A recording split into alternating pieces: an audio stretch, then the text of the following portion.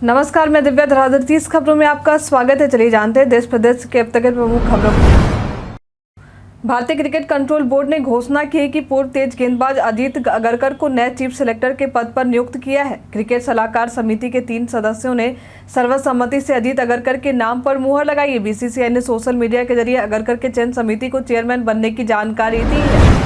प्रधानमंत्री नरेंद्र मोदी का 7 और 8 जुलाई को 4 राज्यों में दौरा प्रस्तावित है। पीएम मोदी 7 और 8 जुलाई को छत्तीसगढ़, उत्तर प्रदेश, तेलंगाना और राजस्थान का दौरा करेंगे। 36 घंटों के दरमियान पीएम मोदी करीब दर्जन भर कार्यक्रमों में शामिल होंगे। 4 राज्यों के अपने दौरे के दौरान पीएम मोदी लगभग 50,000 करोड़ रुपए मूल्य के करीब 50 परियोजनाओं की सौगात भी देंगे। गौरतलब है कि उत्तर प्रदेश को छोड़कर बाकी 3 राज्यों में इसी साल के अंत में विधानसभा चुनाव होने हैं, इसलिए पीएम मोदी का यह प्रस्तावित दौरा बीजेपी के लिए काफी अहमियत रखता है। अमेरिकी समाचार पत्र न्यूयॉर्क टाइम्स ने भारत के महत्वाकांक्षी स्पेस प्रोग्राम की जमकर प्रशंसा की है। 140 पंजीकृत अंतरिक्ष तकनीकों वाले स्टार्टअप से लैस भारत को अंतरिक्ष कार्यक्रम में चीन को कड़ी टक्कर देने वाला बताया है।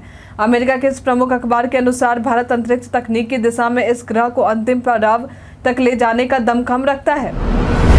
उपराष्ट्रपति जगदीप धनखड़ के समान नागरिक संहिता को लेकर एक बड़ा बयान दिया है। उपराष्ट्रपति ने कहा है कि यूनिफॉर्म सिविल कोड को लागू करने का समय आ गया है। साथ ही उन्होंने जोर देकर कहा कि यूसीसी के कार्यान्वयन में कोई भी देरी हानिकारक होगी। शंघाई शिखर सहयोग संगठन शिखर सम्मेलन में चीन की उम्मीदों को भारत ने बड़ा झटका दिया है। भारत ने चीन की बेल्ट एंड रोड इनिशिएटिव परियोजना को सिरे से खारिज कर दिया है। भारत एससीओ का एकमात्र ऐसा सदस्य है जिसने चीन के BRI का सीधे तौर पर विरोध किया और इसका समर्थन करने से इनकार कर दिया। वहीं अन्य सभी देशों ने BRI का साथ दिया है। मुख्य न्यायाधीश जस्टिस DY चंद्रचूड़ और जस्टिस PS नरसिम्हा की पीठ ने आरक्षण प्रणाली को समाप्त करने और इसे वैकल्पिक पद्धति से बदलने की मांग वाली जनहित याचिका को खारिज कर दिया। पीठ ने कहा यह याचिका फालतू की है। केंद्रीय मंत्री अनुराग ठाकुर कांगड़ा हवाई अड्डा पर पत्रकारों के साथ अनौपचारिक बातचीत के दौरान कहा कि देश के विकास में अपनी भागीदारी सुनिश्चित करने के लिए अब कई राजनीतिक दल NDA का हिस्सा बनना चाहते हैं। इसी कड़ी में देश में काम भी शुरू हो चुका है। NCP ने इसकी शुरुआत की है। उन्होंने कहा कि जम्मू कश्मीर को जो उसका हक था 75 वर्षों के बाद मिला है। ऑर्गेनिक खाद्य पदार्थों को लेकर कुछ कंपनियों के झूठे दावों की जानकारी में आने के बाद खाद्य नियामक भारतीय खाद्य सुरक्षा मानक प्राधिकरण ने अपनी सभी परीक्षण सुविधाओं और प्रयोगशालाओं को इस मामले में सख्ती से निगरानी बढ़ाने का निर्देश दिया है। सरकार ने इस खाद्य परीक्षण प्रयोगशालाओं को सटीक ऑर्गेनिक खाद्य परीक्षण करने के लिए अपनी प्रक्रियाओं को उन्नत बनाने का निर्देश दिया है। गौरतलब है कि सरकार ऑर्गेनिक भोजन को बढ़ावा देने की योजना पर काम कर रही है और कुछ कंपनियों द्वारा इस संबंध में झूठे दावे किए जा रहे हैं। इस वक्त ऑर्गेनिक चाय, दालें, तेल और गुड़ पाउडर लोगों में सबसे ज्यादा लोकप्रिय है।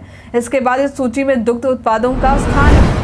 ऑनलाइन शॉपिंग से जितनी लोगों को सुविधा मिल रही है उतना ही नुकसान भी लोग उठा रहे हैं। जानकारी के मुताबिक ऑनलाइन शॉपिंग की फर्जी वेबसाइट भी मार्केट में उपलब्ध है। दिन पर तरह तरह के लुभावने ऑफर लोगों को देखने को मिलते हैं। बस यही ऑफर का लालच लोगों को धोखा दे रहा है। साइबर सेल से मिली जानकारी के मुताबिक पिछले 2 माह से फर्जी शॉपिंग ऐप या साइट से ठगी करने के मामले बढ़े हैं। फर्जी वेबसाइट से जालसाज लोगों की निजी जानकारी चुराकर लोगों के अकाउंट्स पर डाका डाल रहे हैं।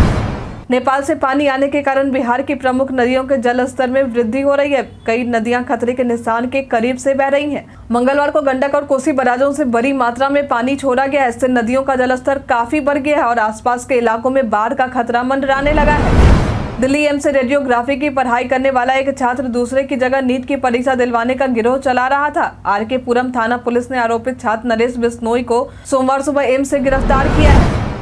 इलाहाबाद हाई कोर्ट ने अपने एक महत्वपूर्ण फैसले में कहा है कि हम लिव इन रिलेशनशिप के खिलाफ नहीं है, लेकिन अवैध रिलेशनशिप के खिलाफ है। हाईकोर्ट ने शादीशुदा महिला और उसके प्रेमी की ओर से दाखिल याचिका पर सुनवाई करते हुए कहा कि सामाजिक ताने बाने की कीमत पर अवैध संबंधों को पुलिस सुरक्षा नहीं दी जा सकती है। कोर्ट ने कहा कि अवैध संबंध रखने वाले को सुरक्षा देने का अर्थ है कि अवैध लिव इन रिलेशनशिप को मान्यता देना। इसी के साथ कोर्ट ने दूसरे पुरुष के साथ लिव इन रिलेशनशिप में रह रही शादीशुदा पत्नी याचिकी अपने पति से सुरक्षा खतरे की आशंका पर सुरक्षा की मांग में दाखिल याचिका खारिज कर दी है। खालिस्तान समर्थक विदेशी सरजमी से पंजाब में अलगाववादी ताकतों को फिर से जिंदा करना चाहते हैं। पश्चिमी देशों को अड्डा बनाकर उग्रवादी प्रचार, वित्तीय अनुदान और हिंसक गतिविधियों को तेज कर पंजाब में अस्थिरता फैलाने की कोशिश की जा रही है। खालिस्तान समर्थकों को लेकर भारतीय एजेंसियां पश्चिमी देशों पर पैनी नजर रख रही है। मिजोरम के मुख्यमंत्री जोरमथांगा ने फिर से मणिपुर में 2 महीने से चली आ रही जातीय हिंसा पर गहरी चिंता व्यक्त करते हुए पूछा यह कब रुकेगी। सीएम ने यह भी कहा कि हिंसा में कई लोगों की जान चली गई है, हर जगह रक्तपात हो रहा है, शारीरिक यातनाएं दी जा रही हैं और पीड़ित जहां भी संभव हो शरण की तलाश कर रहे हैं। रिपोर्ट के अनुसार सोमवार देर रात मणिपुर के चुराचांदपुर जिले के सोंगपी में कुकी नेशनल ऑर्गेनाइजेशन के नेता और प्रवक्ता सेलेन हाओ कीप के घरों को आग के हवाले कर दिया गया। इस घटना के बाद सीएम का यह बयान आया है।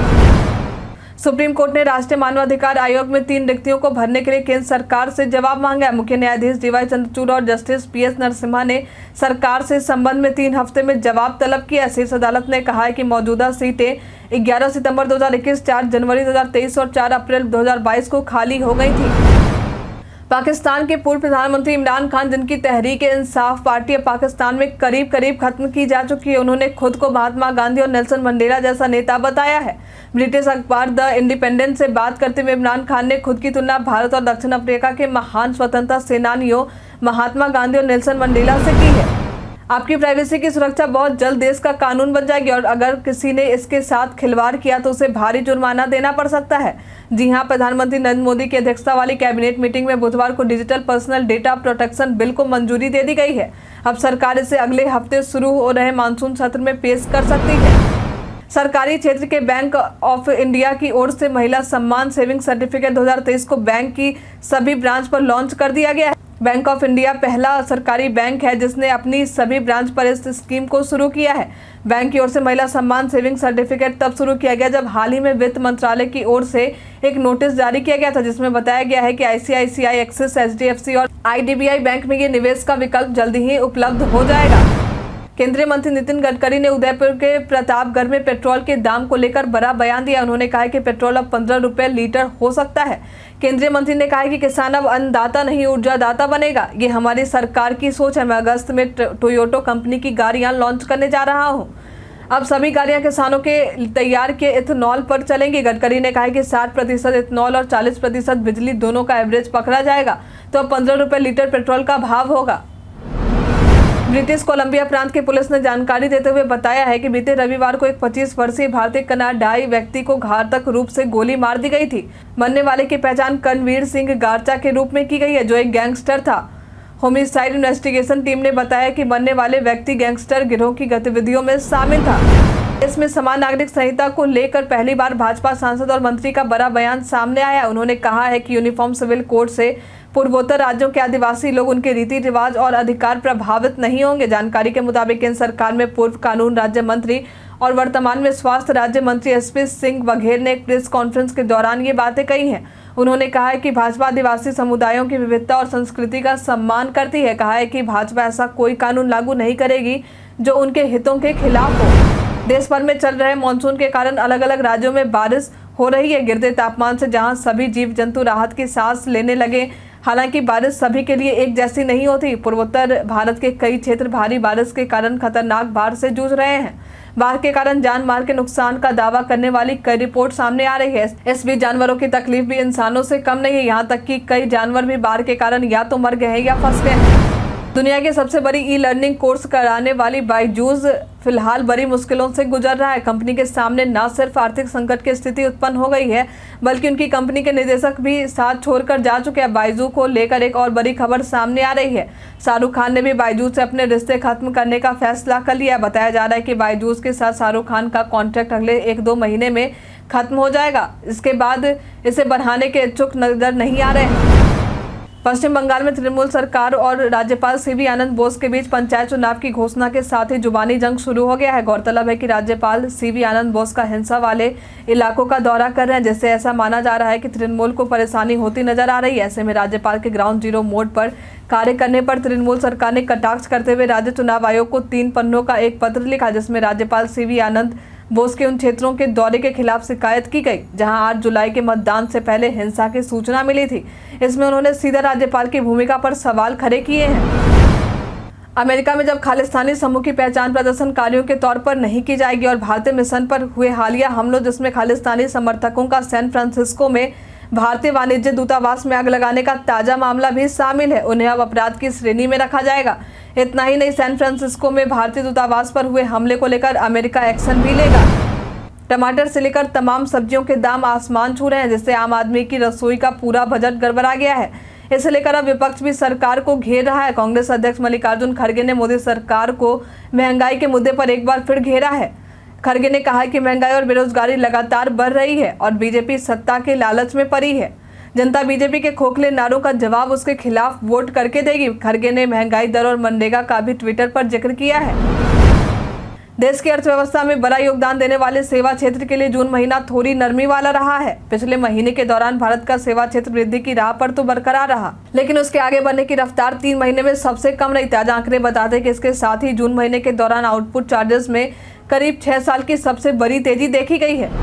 इसके सबसे बड़े पब्लिक सेक्टर के बैंक स्टेट ऑफ इंडिया ने अपने ग्राहकों के लिए एक मैसेज जारी किया। ये मैसेज खासकर उन ग्राहकों के लिए है जिनका बैंक में लॉकर है। बैंक ने अपने लॉकर होल्डर्स को कहा है कि वह बैंक के ब्रांच पहुंचे और नए लॉकर एग्रीमेंट को जल्द से जल्द साइन कर दें। बैंक ने रिवाइज्ड लॉकर एग्रीमेंट के बारे में ट्वीट करके यह जानकारी दी है कि हम अपने सभी ग्राहकों से यह आग्रह करते हैं कि नए लॉकर एग्रीमेंट को साइन करने के लिए जल्द से जल्द ब्रांच जाए। साइन करने से पहले ग्राहक नए एग्रीमेंट नोटिस को जरूर पढ़ लें। सरकारी आंकड़ों में भले ही महंगाई दर में कमी आई हो, लेकिन आम उपभोक्ताओं से पूछिए तो पता लगेगा कि किस कदर महंगाई उनकी जेब और बचत पर डाका डाल रहा है। ऐसे में कमरतोड़ महंगाई से सामना करने वाले के लिए भारतीय परिवार जरूरी वस्तुओं के बड़े पैकेट की जगह छोटे पैकेट और पाउच खरीदने लगे हैं। बाजार में लोगों के खर्च करने के तौर तरीकों और आदतों में बदलाव देखा जा रहा है। कलकत्ता यूनिवर्सिटी के लॉरेटो कॉलेज के अंग्रेजी मीडियम में पढ़ाई नहीं करने पर एडमिशन नहीं देने वाले फैसले से हड़कंप मच गया, जिसके बाद कॉलेज ने माफी मांगी। कॉलेज के इस फैसले के बाद राज्य के कई वर्ग के लोगों पर ने सोशल मीडिया पर नाराजगी जाहिर की और प्रदर्शन शुरू किए। इस वजह से कॉलेज को अपने इस फैसले को वापस लेना पड़ा। हमारे द्वारा पूछे गए सवाल का आप लोगों में से बहुत लोगों ने अपना जवाब हमारे कमेंट सेक्शन बॉक्स में लिख कर दिया था। जिन्होंने हमारे द्वारा पूछे गए सवाल का जवाब दिया उनके नाम है मृत्युंजय कुमार, मोहम्मद साकिर हुसैन, रवि शंकर, जितेंद्र ठाकुर। अब बढ़ते हैं आज के सवाल की ओर। आज का सवाल है, बढ़ती महंगाई का आपके जीवन पर क्या असर पड़ रहा है? आप अपना जवाब हमारे कमेंट सेक्शन बॉक्स में लिखकर जरूर बताएं। आज के लिए इतना ही, धन्यवाद।